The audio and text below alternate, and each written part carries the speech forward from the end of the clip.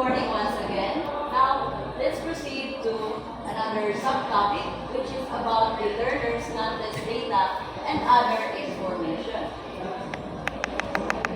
So, what is non-test? So, non-test is tools that don't require testing. So, from the word non-test, so they can be used to help students or learners learn more. So, non-tests are an instrument that doesn't involve a test. It can be further to learning of a students or learners. So, non-test is, paano siya? Through the class discussion niya, maka-help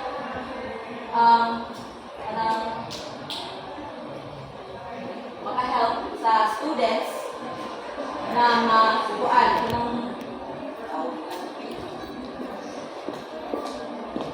para maka-learn dito ayo.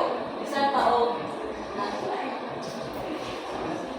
So this focuses on learners, classroom assessment activities, and learning experiences. So naka-focus din siya sa learners and also teachers, the classroom assessment activities and learning experiences.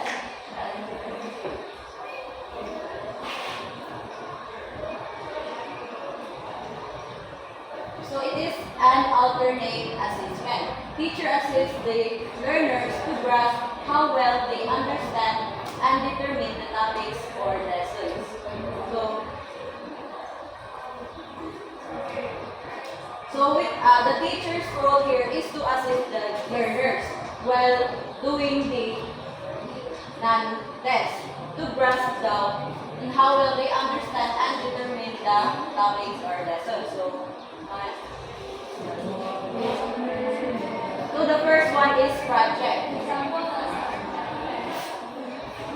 So ang project,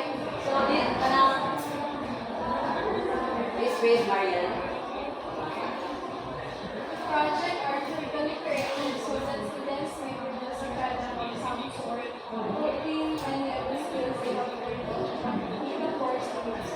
Project assignments will be assigned early in the course and at that time of their Okay, thank you, Mariel.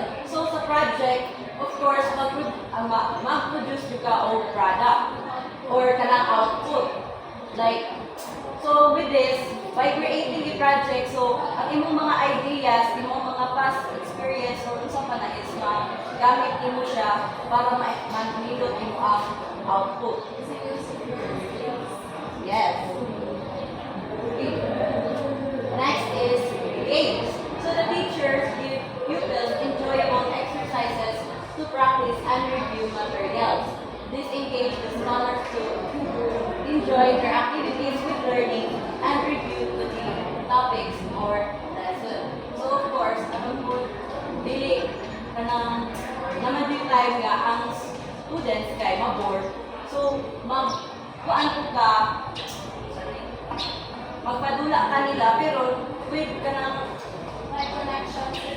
yes, na-connect siya sa topic na imo ang i-discuss. Para aron dili sila ma-board and if malinaw sila mas dali sila makasabot. Okay, portfolio. So, these are the collections of projects and given activities to students. So, ang portfolio is naadiri na kabutang ang record sa students sa ilang mga performance throughout the lesson. Next is anecdotal record. It is a short written notes or records that capture a moment in time and describe what a kid says or does during routines and activities in classroom.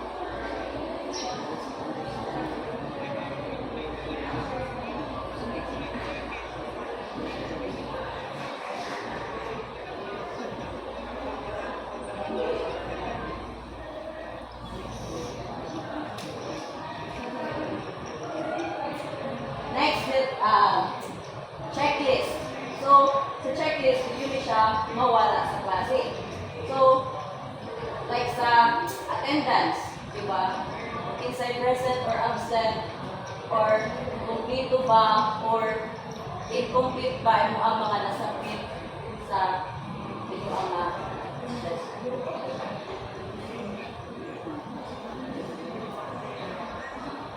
Next is homework. So it is a practice exercises that usually takes part of grading system. Pero karon ang homework is kabulunutan nga mostly is yes, gibawal kay bukyaanay na lang man ang mga students na ay sources na ay isa ka sources ay bukyahon din sa tanan. So murag sometimes it's reading, research, or other homework that covers the topic or lessons, and it might be used for more hands-on practical work. Okay. Next is debate. Please read. Debate is an activity that ensures with tools and views about solutions that identify more position. For this, avoid this. Teacher can understand students' knowledge, pick up communication skills, teamwork abilities that get more teachers learn. Okay, so for me,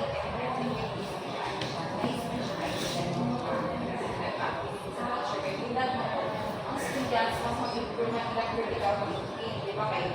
Kung mag-ibig mo sa ilang oh yes. So yes, I said also communication skills, enhancing knowledge, and so sa debate is di ba, pag sa debate, duhaman din na siya ka perspective.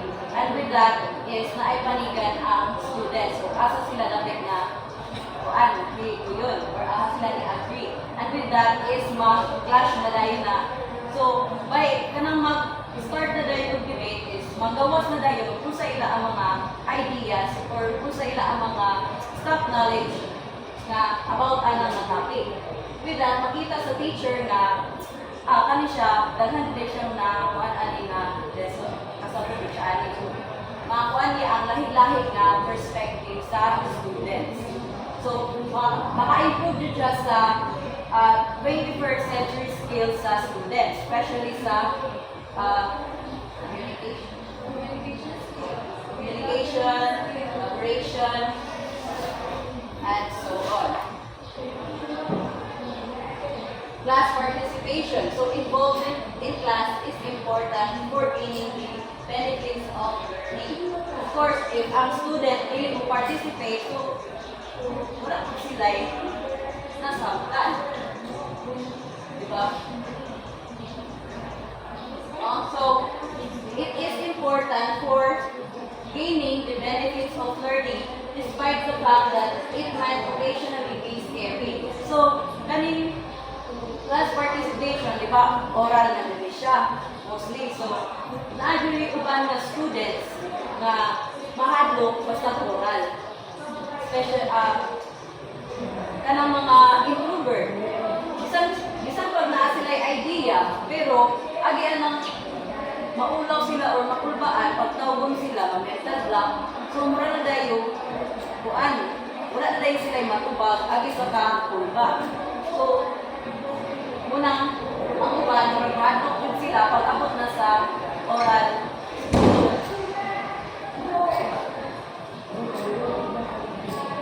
So, students that actively participate in the subject are encouraged to generate ideas and they are compelled to support their claims with evidence.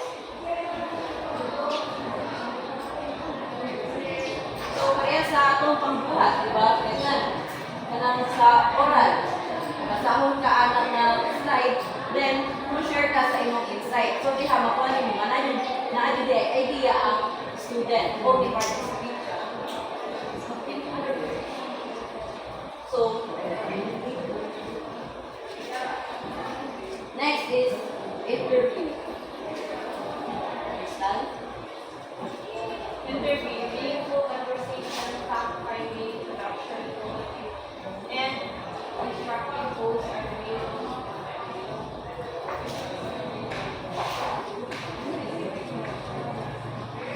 case. So, next is interview. Meaningful conversation, fact-finding.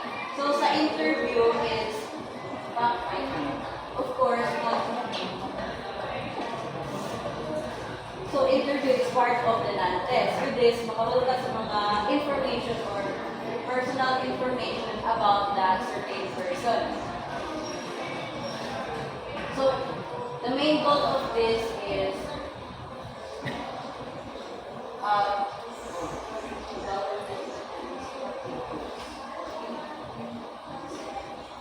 okay, next. So, oral and written report. So, teachers assign some topic to the students and report it in oral or written format. So, after the discussion or by the, sa time sa discussion sa teacher, so na-agree oral, mostly oral. And after that is, nanadayon mo'y buhaton nga mga written format, which is kan mag-answer na dayon sa papel.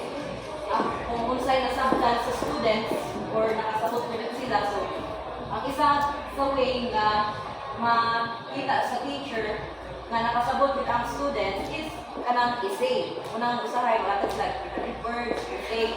So, with that, makita dayon sa teacher. Ang ilang sa pero karon kay kita. Next is demonstration, a visual enactment of a selected lessons and activity. So, let's take for an example sa high school time. So, naka-experience din mo o kanang mag-sweep the floor. Sweep the floor, sa mga pagsukot-sukot, kamay na anak. Diba ang teacher is nag-demonstrate pa siya o na ayaw na dahil pa-perform mo sa ang mga students.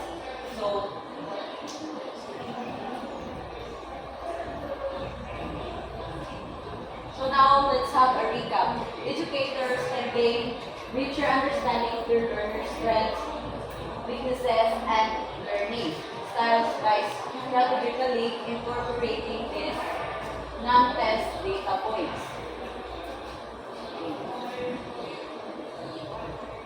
So with this non-test daw, as a future educator, makasabot na ta sa learners' strengths, weaknesses, and their learning. So this allows for more personalized instruction, targeted intervention, and ultimately improve the students' outcomes. So, bisan pag non-test siya, helpful gapon siya sa students to improve their 21st century skills. So, now, do you understand now what is non-test class? Yes. Alright, now let's move on to another subtopic, which is reflective practice through performance